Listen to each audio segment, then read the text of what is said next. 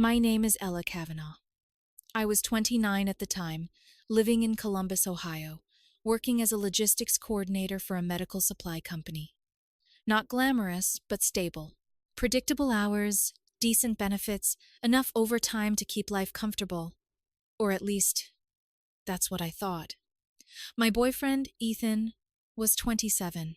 He worked as a social media manager for a boutique fitness brand. Creative, charming, the kind of man who could walk into a room and make everything feel lighter. When things were good, he made ordinary life feel like something worth filming.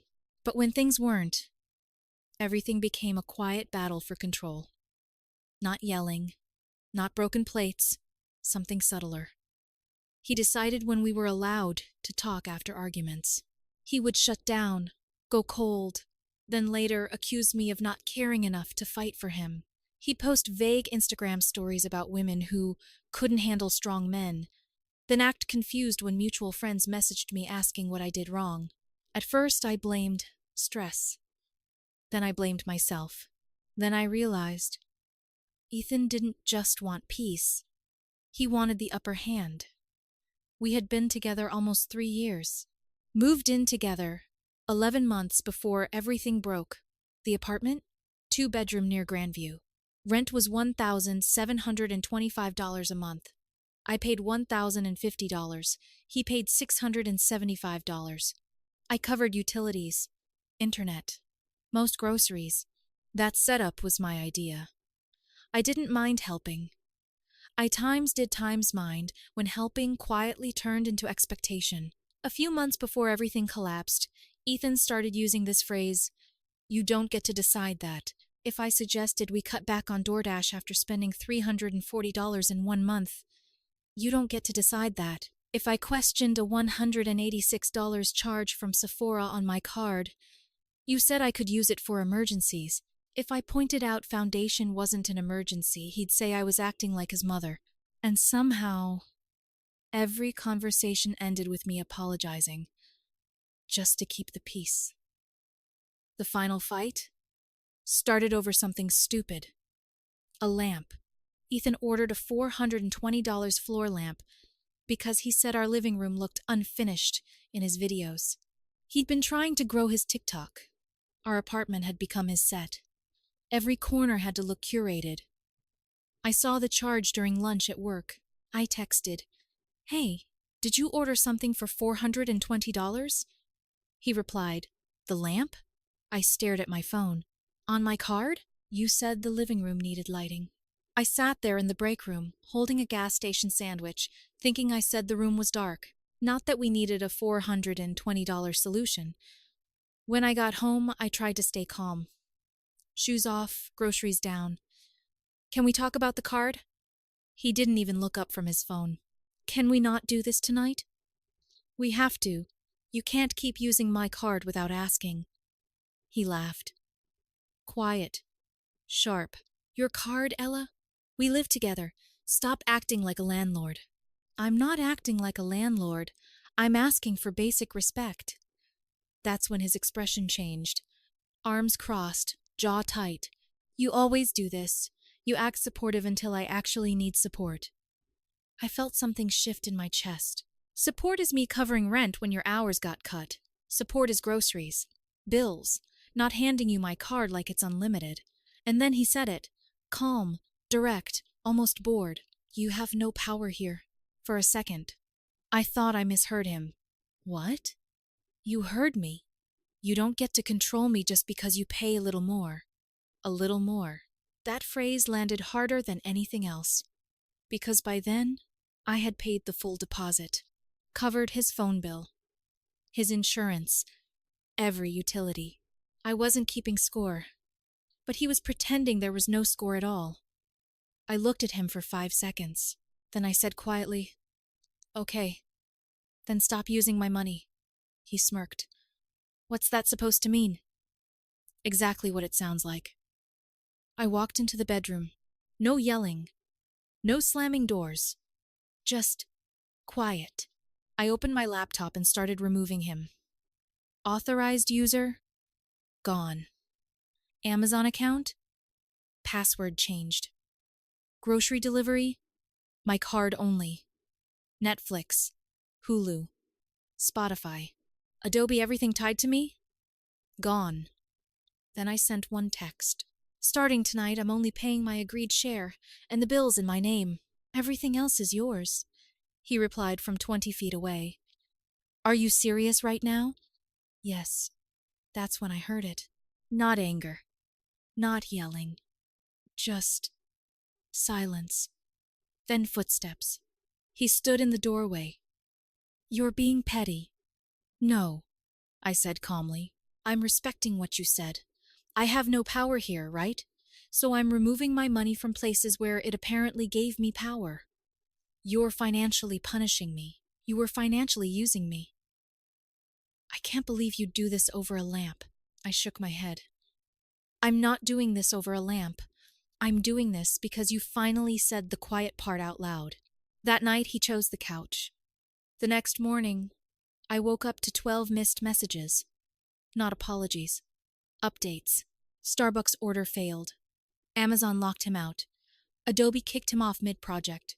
At 7:04 a.m., he texted. So you're really going to sabotage my work? I stared at the message, then replied, Your job shouldn't depend on subscriptions I pay for.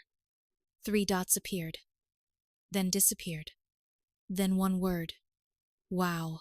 That was his favorite word when he had no argument left. And for the first time in almost a year, I went to work without spending my entire lunch break trying to fix his mood. Because something had shifted. Not loudly, not dramatically. Just enough for me to realize maybe I had never been powerless. I had just been convenient. By noon, Ethan had already changed tactics.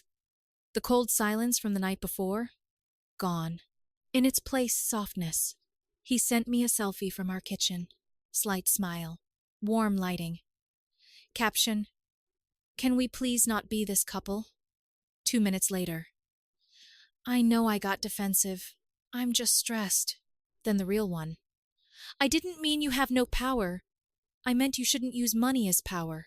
I actually let out a quiet laugh in my office. Because somehow, even his apology still made me the problem. I typed back carefully. We can talk tonight, but I'm not putting you back on my card. No reply. For 40 minutes. Then my phone buzzed again. A request. $420. Note. Lamp since you made it weird. I declined it. Another request. $210. Note. Half. Declined again. Then the message came.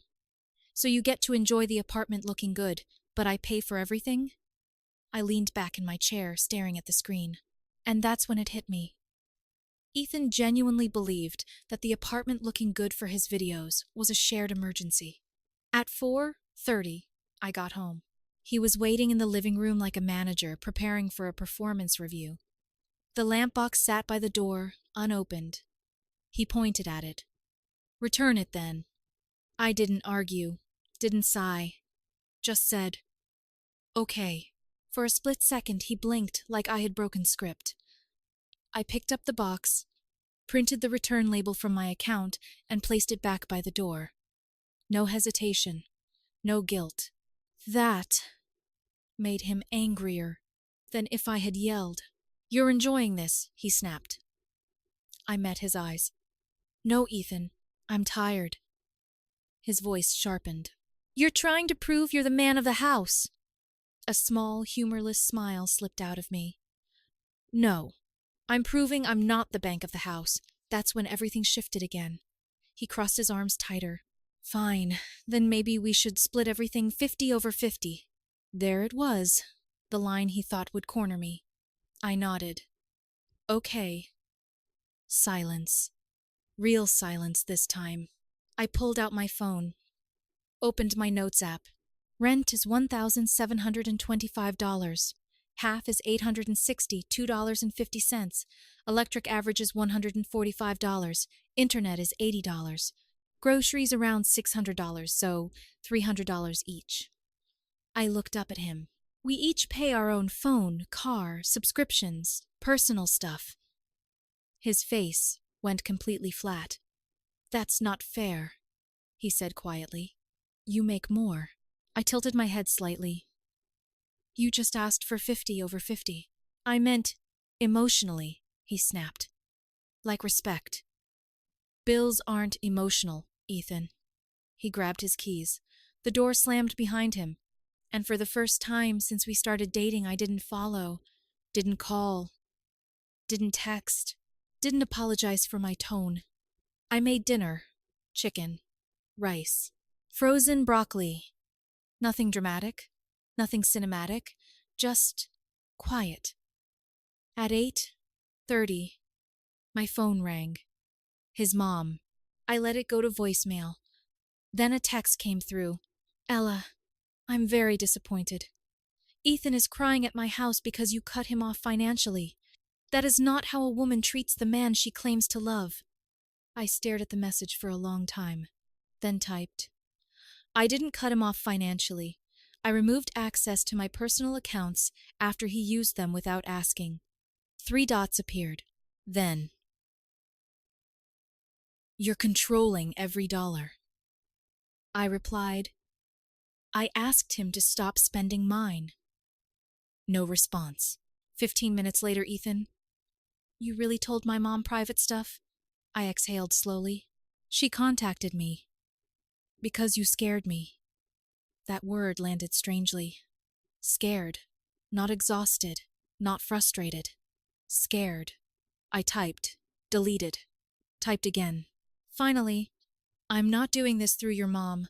Come home if you want to talk calmly." He came back at 1 a.m. I remember because I was at the sink, rinsing my bowl, and the microwave clock glowed green behind him. His eyes were red but dry. "Do you want to break up?" he asked. "I want respect." That's not an answer. "It is," I said quietly, "because if respect is too much, then yes." He sat at the table. For a moment, just a moment, he looked genuinely unsure. Then he said something different. "You don't know what it feels like to depend on someone." That caught me off guard, because it was the first honest thing he'd said all night. I sat across from him. "Then say that. Don't tell me I have no power while using my money." He looked down at his hands. "I hate feeling like I need permission." "Then don't use my card," I said softly. "Use yours. Build your own safety. I'll support that. But not while being disrespected." For a few seconds, it felt like we were finally getting somewhere. Then his phone lit up. A message preview flashed across the table. "Harper. Did she fold yet?" The air changed instantly. Ethan grabbed his phone too fast. Too late. I had already seen it. My voice dropped. "What does that mean?" "Nothing." "That's not nothing." He stood up. "Harper just knows we're fighting." "No," I said slowly. "Harper knows you expected me to fold." His jaw tightened. "I'm not doing an interrogation." That word again. Interrogation. Every time I asked a direct question, he turned it into me being aggressive. Something in me just stopped. I nodded once. "Okay." He frowned, confused. "You don't have to answer," I continued.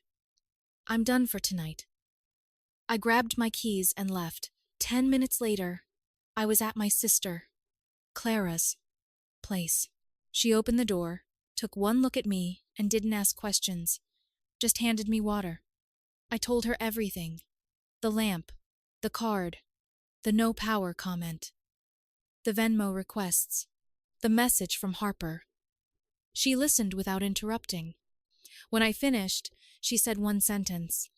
"Ella, he doesn't want partnership. He wants leverage." Leverage. That word stayed with me. The next morning, I went back to the apartment. Ethan wasn't there, but the place looked different. Perfect. Throw pillows aligned, counters spotless, a candle lit like a staged photo, and on the table a handwritten note. For 1 second, I thought it was an apology. It started that way. "Ella, I'm sorry last night got ugly." Then it shifted. "But your reaction scared me. Removing access overnight made me feel unsafe. I need to know I'm with someone who won't take things away when upset. My chest tightened. Because this wasn't a message to fix us. This was a message to frame me. Then my phone buzzed. Harper, I know we're not close, but Ethan is really upset. Financial control is a serious red flag. I stared at the message, then did something I hadn't done before. I took screenshots. Not to send. Not to expose. Just to remind myself I wasn't crazy. Then I opened my laptop and emailed the leasing office. Simple. Neutral. What are my options if I choose not to renew or want to transfer units when the lease ends? No drama. No accusations. Just a plan. An hour later, Ethan walked in, iced coffee in hand, energy reset. Round 2. Did you think about what I wrote? He asked. Yes. He softened slightly. I also emailed the leasing office. Everything in his face changed. What? Our lease ends in 6 weeks, I said calmly. I'm looking at my options. He set the coffee down slowly. So now, it's lactumine. It's lao you're threatening housing. I'm planning mine. You always do this, he snapped. You hold something over me. I'm not holding anything over you, Ethan. I'm removing myself from something you keep calling control while relying on me to maintain it. His voice cracked slightly. Where am I supposed to go? That question almost broke me, because I still loved him, or at least the version of him I used to know. But love didn't erase patterns. You have 6 weeks, I said gently. We can figure out something fair, but I'm not signing another lease together. He stared at me like I'd just ended everything. Then the real twist. You can't leave. I blinked. Why? He hesitated, then rushed it out. I told my boss I could use the second bedroom as a content studio. I just stared at him. Words didn't come right away. He kept going. She's thinking about giving me more freelance work. I told her the space was ready. Stable. My voice was quiet. That room is my office. You barely use it. I laughed once. Short, sharp. I worked from home in that room. My desk, my files, my setup, everything was there. And he had already promised it away, without asking. That's when everything finally made sense. This wasn't about a lamp. It was about a plan. And I had just become the obstacle. When were you going to tell me? I asked. After I knew it was happening. So after I couldn't say no. That's not fair. No, I said slowly. What's not fair is building a future on my money, my space, and my silence, then calling me controlling when I notice. His eyes filled with tears, real ones this time. I feel behind, he said. Everyone online is passing me. I said nothing. Harper says men only get respected when they claim space, he continued. I'm tired of asking. And for a second, I felt sorry for him, but sympathy didn't erase what he had done. I'm not going to fight you, I said quietly. I'm not going to embarrass you, but I'm done being the villain in a story where I'm paying to stay. That night, I didn't stay, and something inside me settled into place. Not anger, not revenge, just clarity. The next 6 weeks weren't explosive, they were quiet. Uncomfortably quiet. Ethan didn't yell anymore, didn't slam doors, didn't throw accusations like before. Instead, he tried something different. Familiarity. One night, I came home and he was in the kitchen, cooking pasta like nothing had happened. Music playing softly, the same playlist we used to dance to on Sundays. Hey, he said, casual. I made extra. I paused in the doorway. Old me would have taken the plate. Sat down. Let the warmth blur the edges of everything. New me just nodded. Thanks. I already ate. It wasn't true, but I wasn't hungry for comfort anymore. Another day, he sent me a TikTok. A couple laughing in their kitchen. Caption: choose love over ego. I didn't reply. Once. He stood in the doorway of my office times my times office and leaned against the frame like he used to. "So you're really just giving up on us?" he asked. I didn't look up from my laptop. "No," I said calmly. "I'm accepting what we became." He didn't have an answer for that, because there wasn't one. His mom texted me again. "This is a permanent decision over a temporary fight." I stared at the message, then replied, "This isn't temporary, it's a pattern." She never answered. Harper blocked me a few days later. Apparently, Ethan told her I was spreading screenshots. I hadn't sent them to anyone, but I didn't defend myself. Because I had finally understood something simple people who only hear one version of the story usually prefer it that way. It's easier. 2 weeks before move out, something shifted again. We were packing. Separate boxes. Separate corners of the same room. Silence between us, but not heavy anymore. Just real. I was folding towels when he said it. "I did use you." My hand stopped. I looked up slowly. He didn't meet my eyes. "Not the way you think," he added quickly. "I loved you. I still do, but I liked knowing you would fix things." I said nothing. He swallowed. "Bills stress me out.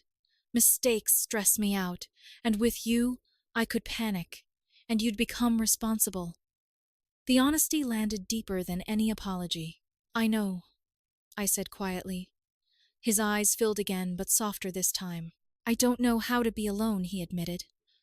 I let out a slow breath. "Neither did I said. "That's why I stayed longer than I should have." That was the most honest conversation we ever had. No manipulation, no strategy, no audience. Just two people finally telling the truth when it was already too late. When the lease ended, everything moved quickly. He went to stay with Harper in a townhouse on the east side. I transferred into a one-bedroom in the same building. Smaller, cheaper, mine. The first night there didn't feel cinematic. There were boxes everywhere. The couch barely fit. The Wi-Fi wasn't working yet. I ate cereal for dinner, sitting on the floor, back against the wall. The place smelled like cardboard and cleaning spray. But it was quiet. Not the kind of quiet that feels empty. The kind that feels safe. No one ignoring me to prove a point. No one spending my money and calling it support.